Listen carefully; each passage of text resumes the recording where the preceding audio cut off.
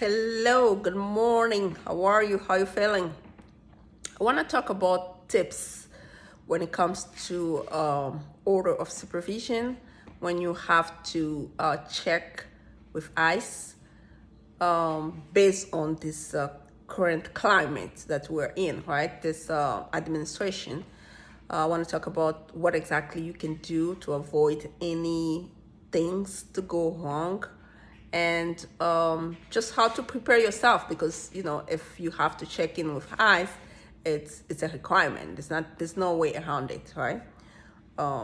So let's get right into it because I have people who have to check in with ICE and I give them the same advice. So that's the same advice I will give to you as well. First of all, when you have been order removed but you're still here, released under order of supervision, or maybe you have something with immigration court, some type of removal proceedings either pending or already order remove, a denial of petition, but let's just say that you have a disorder of supervision and you have to check in with ICE. The one important thing I always tell people is that you have to always have your application for stay of deportation or removal ready. You have to have it ready in terms of documents. Because let's say you go there and think don't go right, like they detain you and they really want to execute the order of removal. What exactly can you do at that point, right? You have to have your application for stay of deportation or removal ready. And what type of document do you have to have? Document that will show extreme hardship to your family. That's number one, if you have a family. If you do not have a family, document that will show extreme hardship on yourself. Let's say, for example, that you go to, you are under medical care for some type of diseases, maybe chronic disease, maybe high blood pressure, diabetes, those type of chronic diseases, and you're required to see the doctor every time. You have to have all those documents showing those records. You have to have those documents ready. And the reason you want to have those documents ready, it's because you don't want to go there and they're already ready to deport and you have nothing to show for. But if you have them ready, and then you can, direct your lawyers to apply for you because you already have the document ready. That's number one. Too long, but it's so important. Number two, let's say you've been order removed, but you are a beneficiary of other benefits, immigration benefits such as TPS, DACA,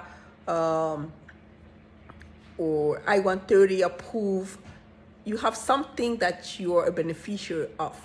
Have those approval letter present, especially TPS and DACA.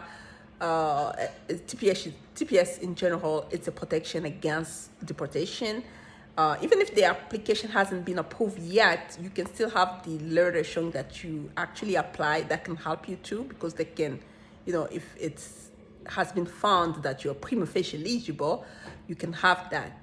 TPS, DACA, I-130, I-360, VAWA, or I-360 for SIG, Special Immigrant Juvenile, I-360 for religious worker.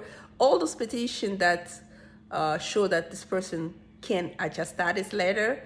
The T visa type of petition approved, the U visa type of petition, even if it's a prima facie letter, just have those letters ready. You can make a case with that.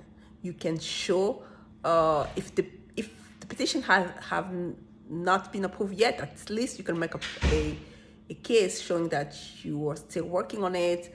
That can be a ground for an argument. You have to have those petitions ready, and this letter you have to go with them and show to ICE.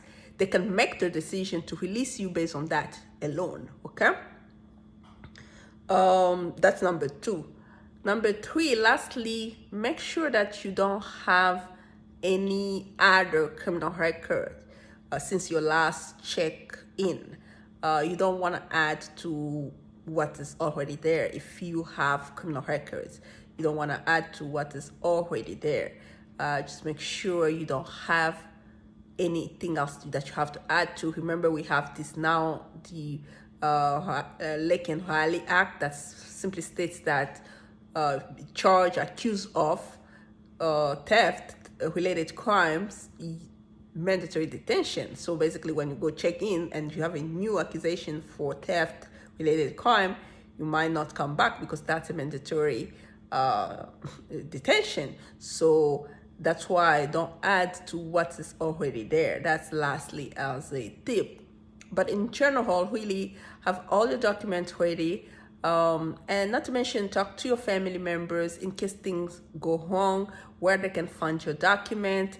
Have a power of attorney, where if you don't have the attorney, have a power of attorney where your family member what they can do with what you have left in this country, in terms of how they're going to facilitate the transaction when you are still there detained.